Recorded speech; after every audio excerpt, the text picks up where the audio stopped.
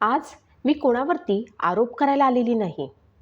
मी माझ्या लहानग्या लेकीला सोडून गेलेली दीप्ती चौधरी बोलते. आज मी रडायला आलेली नाही. आज मी फक्त बोलायला आलेली आहे. कारण आयुष्यभर मी खूप वेळा गप्प बसले. मला नेहमीच सांगितलं गेलं, तू मुलगी आहेस, जरा समजूतदारपणे राहा. तुला घर सांभाळायचं असतं. सासर म्हणजे देवघर असतं. पण कोणीही मला कधीच विचारलं नाही, अगं तू कशी आहेस. मी मुलगी म्हणून जन्म घेतला. माझ्या आईवडिलांनी मला शिकवलं. त्यांनी मला स्वप्न बघायला शिकवली. त्यांनी मला स्वतःच्या पायावरती उभं राहायला शिकवलं. मी इंजिनियर झाले. माझ्या हातात डिग्री होती. डोळ्यात आत्मविश्वास होता आणि मनात एक साधं स्वप्न होतं. मला मिळावं एक शांत घर, एक आपलं माणूस आणि एक प्रेमळ संसार. या विचारानं मी लग्न केलं.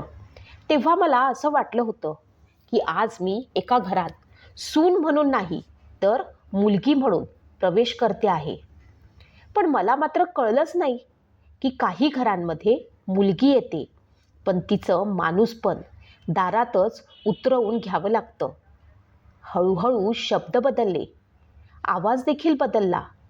ज्या नजरा अगोदर प्रेमाने बघत होत्या, त्या नजरा देखील आता बदलल्या. हे कमी आहे, ते पुरेसं नाही. तुझ्या घरच्यांनी आणखी करायला हवं होतं. मी मात्र विचार करत राहिले, माझी किंमत माझ्या हुंड्याशी का जोडली जाते आहे. मी शिकले, मी कमावते, तरीही मी कमी का आहे. रात्री झोपताना मला नेहमी भीती वाटायची.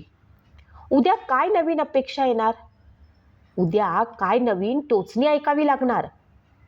मी गर्भवती झाले तेव्हा मला वाटलं, आता मात्र सारं काही बदलेल. आता तरी मला सारेजण माणूस म्हणून पाहिलं जाईल. पण त्यावेळीही मला आई म्हणून नाही तर एक मशीन म्हणून पाहिलं गेलं. मुलगा हवा, मुलगी नको. कारण मला अगोदरच एक 3 वर्षांची मुलगी होती. त्यामुळे यावेळेस माझ्या सासरच्या लोकांनी लिंगपरीक्षण केलं. त्यातही त्यांना कळलं की माझ्या पोटी लेकीचाच गर्भ आहे. तेव्हा मात्र त्यांच्या तळपायाची आग मस्तकामध्ये गेली. पण मला सांगा, त्या जीवाचा काय हो यात दोष. आता सारे त्या बाळाच्या जीवावरती उठले होते. मी माझ्या पोटातल्या जीवासाठी लढत होते, धडपडत होते आणि बाहेरचं जग माझ्या शरीरावरती हक्क सांगत होतं. अक्षरशः मी नको म्हणत असताना देखील माझ्या शरीराचं भाग असलेलं ते माझ्या बाळाचं अंश माझ्या पोटातून काढून टाकण्यात आलं.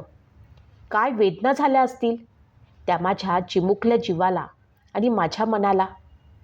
आज मी तुम्हाला एक प्रश्न विचारते, मुलगी जन्माला आली तर काय अपराध केला का तिने. मुलगी म्हणजे ओझं नाही, मुलगी म्हणजे खर्च नाही, मुलगी म्हणजे घराची लाज नाही, मुलगी म्हणजे आईची सावली, वडिलांचा अभिमान आणि कुटुंबाचा आधार असते. आज मी समाजाला सांगायला आले आहे, सासरच्या लोकांनी सून म्हणून मुलीला म्हणवून घेऊ नका, तर माणूस म्हणून वागवलं पाहिजे. ती तुमच्या घरात काम करायला आलेली नाही. ती तुमचं नाव वाढवायला आलेली नाही. ती कोणाचीही जागा घ्यायला आलेली नाही. ती फक्त प्रेम द्यायला, घ्यायला आणि प्रेम करायला आलेली आहे. तिला राग येऊ शकतो, ती थकू शकते, ती रडू शकते आणि हो, ती चुकीचीही असू शकते. पण तिच्या चुकांवरती शिक्षा देण्याचा अधिकार कोणालाच नाही. आज मी त्या सगळ्या मुलींसाठी बोलते आहे, ज्या अजूनही गप्प आहेत, ज्या घर टिकवण्यासाठी स्वतःला तोडत आहेत, ज्या हसत आहेत पण आतून मात्र त्या मरत आहेत. आयांनो, तुमच्या मुलींना हे सांगू नका की लेकी सहन कर, घर टिकवायचं आहे सहन कर, संसार करायचा आहे सहन कर. तर त्यांना हे सांगा, तुला आदर मिळायलाच हवा. वडिलांनो, मुलीचं लग्न केल्यावरती तुमची जबाबदारी संपत नाही बरं का. ती अजूनही तुमचीच मुलगी असते. आणि हे समाजा, तू खूप वेळ गप्प राहिलास. आज मी बोलते आहे म्हणून तू ऐक. ही माझी गोष्ट नाही, ही हजारो लाखो दीप्तींची गोष्ट आहे. आज मी इथे नाही, पण माझा आवाज इथे आहे. तो आवाज ऐका, त्यावरती विचार करा आणि बदल घडवा. कारण पुढची दीप्ती फक्त बातमी होऊ नये. मी दीप्ती चौधरी बोलते आहे आणि आज मी गप्प बसणार नाही. मी गर्भवती झाले तेव्हा मला वाटलं होतं, आता तरी माझं स्थान बदलेल, आता तरी मला माया मिळेल. पण माझी मुलगी जन्माला आली. ती फक्त 3 वर्षांची आहे आज. ती जेव्हा माझ्या बोटाला धरून चालायला शिकली तेव्हा मला वाटलं मी सगळं सहन करू शकते, फक्त आणि फक्त तिच्यासाठी, माझ्या लेकीसाठी. पण माझी मुलगी जन्माला आली म्हणून काहींच्या चेहऱ्यावरती आनंद नव्हता. ती माझ्या कुशीत झोपलेली असायची आणि मी मात्र रात्रभर जागी असायची. कारण मला भीती वाटायची, उद्या तिच्यासोबत काय होईल. आज ती मुलगी एकटी आहे. तिला समजतही नाही की आई का परत येत नाही. ती आईला शोधते आहे, ती हाक मारते आहे आणि तिच्या त्या हाकेला उत्तर देण्यासाठी मी कुठेच नाही. समाजाला मी आज एक प्रश्न विचारते. 50 तोळे सोनं पुरेसं नव्हतं का हो? माझं शिक्षण पुरेसं नव्हतं का? माझं प्रेम पुरेसं नव्हतं का? माझ्या आईवडिलांनी जे दिलं ते मोजलं गेलं, पण त्यांनी जे स्वप्न दिलं ते मात्र चिरडून टाकलं गेलं.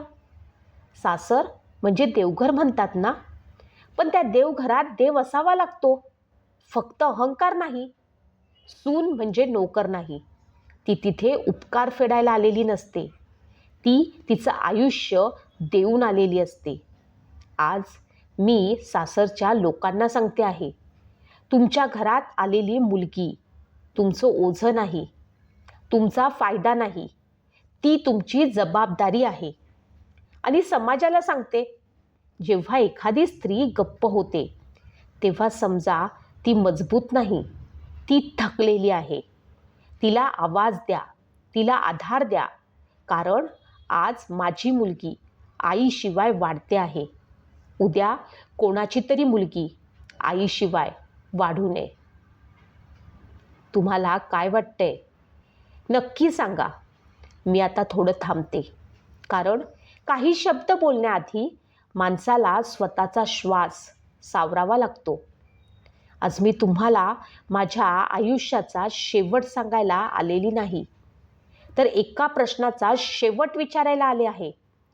जर एखादी स्त्री मरते तर सगळे म्हणतात ती कमकुवत होती. पण आज मी विचारते, कमकुवत नक्की कोण होतं? ती स्त्री जिने सगळं काही गप्पपणे मुकाटपणे सहन केलं, की तो समाज ज्यानं तिचं सहन करणं पाहूनही डोळे बंद ठेवले. मी मेल्यावरती लोक म्हणाले, तिने इतकं का सहन केलं? तिने बोलायला हवं होतं. पण मी बोलले असते तर ऐकलं गेलं असतं का हो? जेव्हा मी रडले तेव्हा मला समजूतदारपणे राहायला सांगितलं गेलं. जेव्हा मी गप्प झाले तेव्हा सगळ्यांना ते सोयीचं वाटलं. आज माझ्या मुलीच्या हातात तिच्या आईचा हात नाही, तिच्या डोळ्यासमोर आईचा चेहरा नाही. पण हे समाजा, तुझ्या हातावरती माझ्या मृत्यूची रेष आहे. आज माझी मुलगी 3 वर्षांची आहे. आज माझी मुलगी फक्त 3 वर्षांची आहे. तिला अजून शब्द नीट बोलता येत नाहीत, पण तिला आई मात्र आठवते रे. ती तिच्या आईला शोधते, ती उशीला मिठी मारते आणि कधीकधी रात्री अचानक उठून रडते. तिला अजून कळतही नाही की तिच्या आयुष्यातली सगळ्यात सुरक्षित जागा कधीच परत येणार नाही. आज मी शेवटचं बोलते आहे. जर तुमच्या घरात एखादी सून हसणं थांबवते आहे तर तिला नखरे म्हणू नका. तिला विचारा, तिच्याशी बोला. तिला म्हणा काय दुखतंय. जर एखादी मुलगी गप्प झाली आहे तर तिला सहनशील समजू नका. तिला आधार द्या. कारण पुढची बातमी कोणाची असेल हे कुणालाच कधीच माहीत नसतं.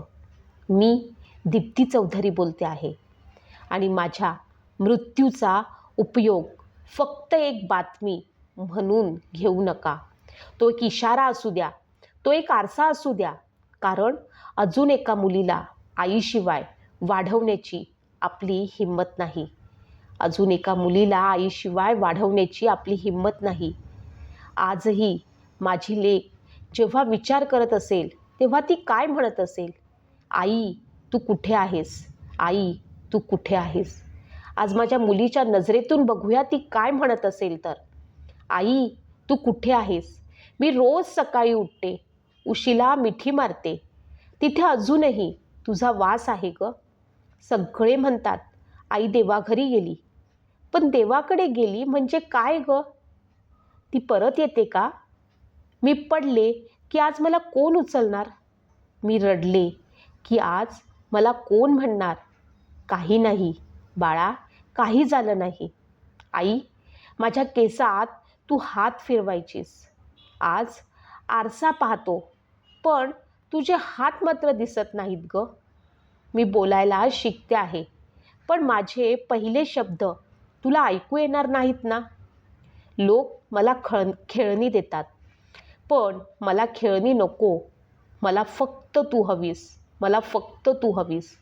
रात्री मी झोपताना तुझं नाव हळूच बोलते, कदाचित तुला ऐकू जाईल म्हणून. आई मी काही चूक केली का ग? म्हणून तू मला सोडून गेलीस का? मला सोनं नको, मला गोष्टी नको. मला फक्त आणि फक्त तुझा आवाज हवा आहे. आज सगळे मोठे लोक गप्प आहेत पण मला मात्र खूप प्रश्न आहेत. आई आई तू परत येणार नाहीस हे मला अजून पण कळत नाही. पण पण तू गेल्यापासून माझं घर खूप शांत आहे आणि ही शांतता मला